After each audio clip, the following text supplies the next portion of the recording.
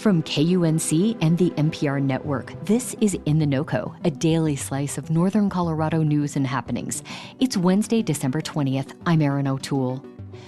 Every Tuesday at Central Park in Boulder, Jen Livovich offered food and support to people experiencing homelessness through a nonprofit she founded called Feet Forward.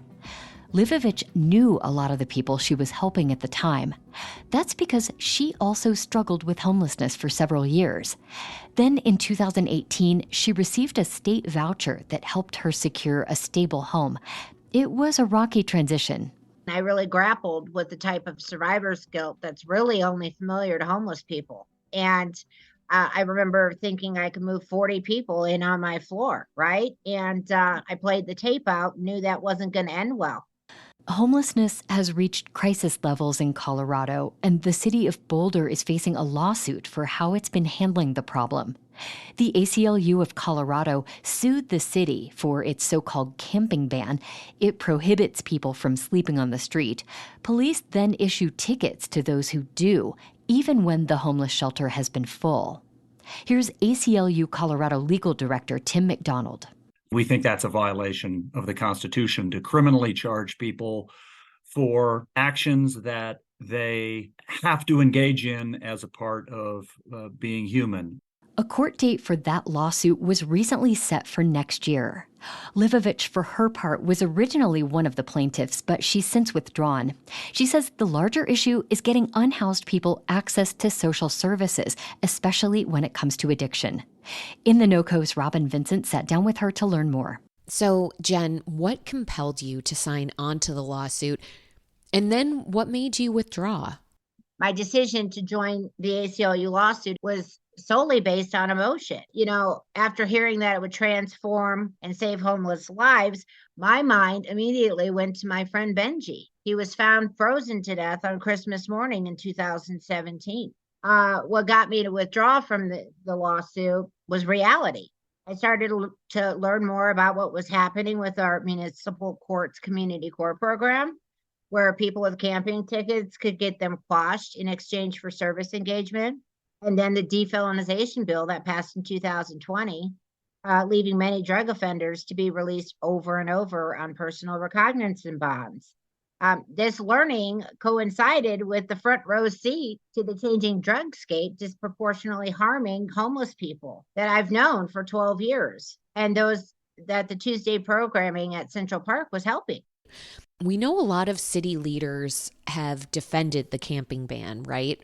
When I spoke with Boulder Mayor Aaron Brockett, for example, he pointed out that when people got tickets for sleeping outside, it meant they had to come to court, and that in doing so, they'd end up getting connected to a lot of important social services. Does that track with your thinking on this? I feel like everyone's attention, energy, and all resources need to be focused on our drug problem.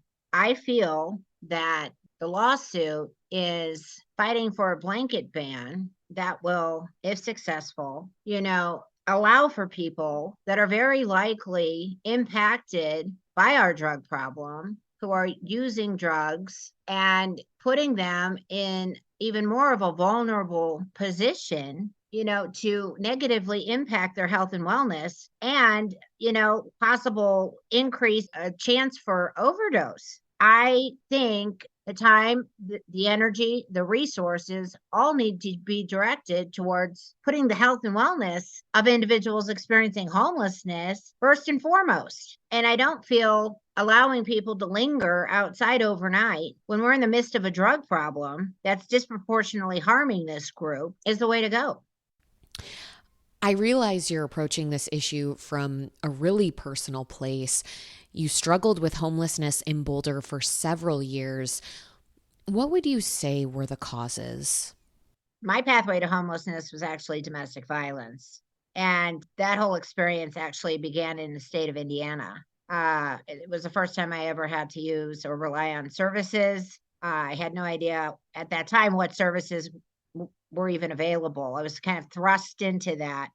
I came to Boulder in 2012 after having to relocate multiple times in the state of Indiana because my abuser was continually finding me. I landed in Boulder roughly in 2012. And initially, I had a temporary place to stay. At that time of my life, I really was battling with a drinking problem. And I was exploring the city of Boulder and migrated to other people like me, people that drank. And they happened to be homeless. And so what was happening is I was going downtown. And I do recall the first time I went downtown, I got 2 tickets. I got an open container ticket and also a smoking ticket. Very first time I went downtown, and I threw them in the garbage. And that's how I really began to know the homeless community.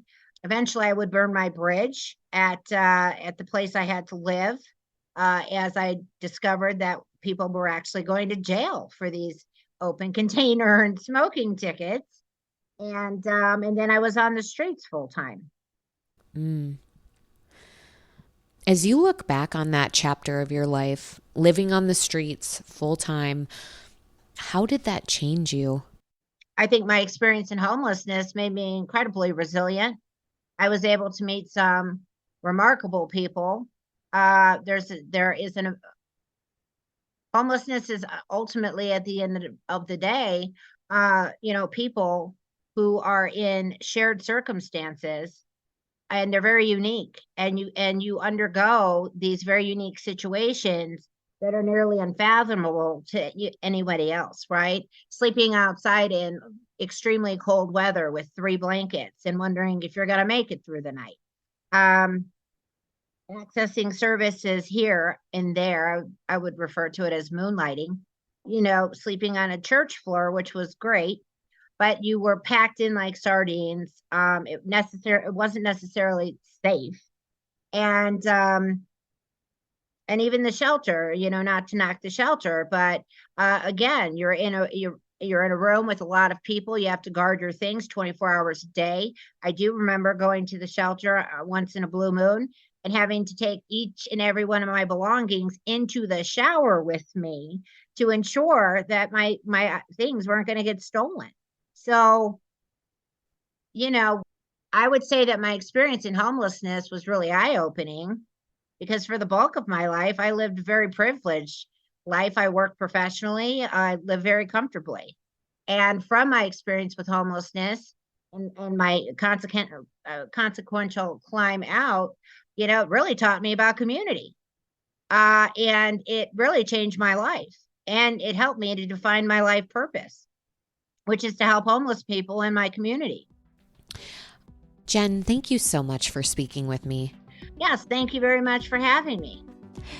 This year, Jen Livovich founded a new nonprofit called Streetscape to address some of the root causes of homelessness.